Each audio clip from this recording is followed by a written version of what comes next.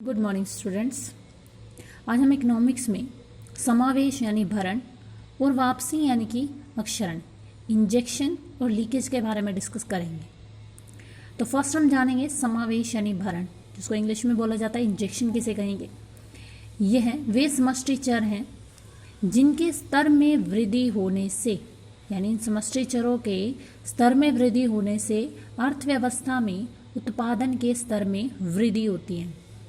जैसे एग्जाम्पल हम लें सरकारी उपभोग व्यय। अगर सरकार खर्चा करेगी, ठीक है, खर्चा करेगी तो दूसरे की वो क्या होगी, इनकम होगी। अब उत्पादक क्षेत्र ने क्या किया, प्रोडक्ट बनाए यानी वस्तुएं और सेवाएं बनाई, ठीक है, जिस पर किसने खर्च किया, सरकार ने खर्च किया। अब वो उत्पादक क्षेत्र की क्या बन गई, इनकम बन गई। यानी एक के द्वारा किया गया खर्चा दूसरे की क्या बन जाती है, आय बन जाती है। तो क्या होगा, उसकी आय में अगर वृद्धि होगी तो वो क्या करेगा, आगे अपने उत्पादन के स्तर को बढ़ा सकता है, यानी और वस्तुएं और सेवाएं बना सकता है। उसी तरीके से सरकारी निवेश व्यय यानी सरकार द्वारा की गई इन्वेस्टमेंट, या फिर हम बोले निर्यात। निर्यात यानी क्या होता है, एक्सपोर्ट करना, यानी कि बाहर माल भेजना। अब उत्पादन, जो उत्पाद किया गया है यानी वस्तु और सेवाएं बनाई गई हैं, अगर उनकी मांग दूसरे देशों में है, यानी उसको क्या किया जाता है, वस्तु और सेवा को दूसरे देशों में बेचा जाता है। बेचने से जो उनको आय होगी, ठीक है, अब दोबारा से डिमांड बढ़ेगी। डिमांड बढ़ने से क्या करेंगे, दोबारा क्या किया जाएगा, निर्यात किया जाएगा। तो इस तरीके से इनके उत्पादन के स्तर में वृद्धि होती जाएगी और इनकम होती जाएगी। इसी को बोला जाता है समावेश।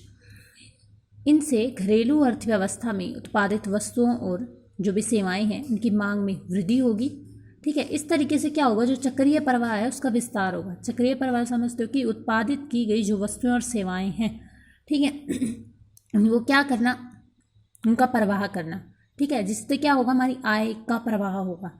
फॉर एग्जाम्पल, जैसे हमारा ये मॉडल है, 2 सेक्टर मॉडल है, जिसमें फाइनेंस सेक्टर तो इंक्लूड हो गई होगा, ठीक है। हाउस होल्ड सेक्टर वो क्या कर रहा है, अपनी फैक्टर सर्विस दे रहा है, किसको, फर्म को, ठीक है। फर्म आगे क्या कर रही है, इन सर्विसेज के बदले में इनको पेमेंट कर रही है, आगे इनकी इनकम होगी।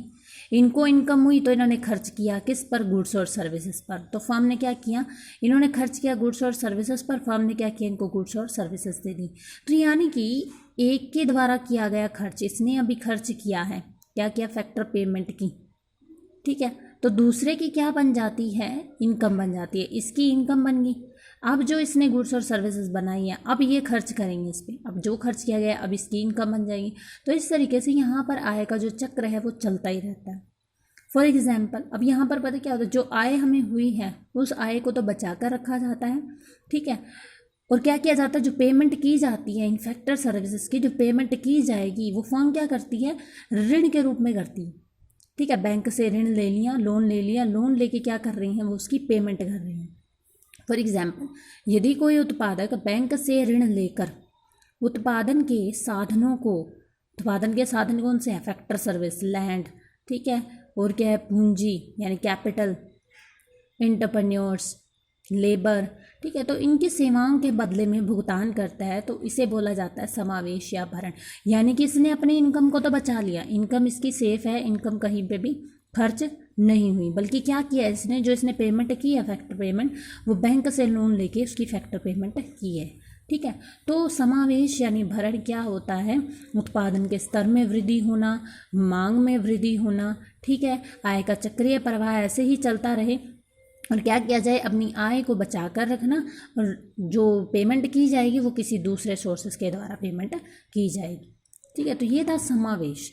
अब बात करते हैं वापसी की, जो कि बिल्कुल इसके अपोजिट है, जिसको बोला जाता है अक्षरण।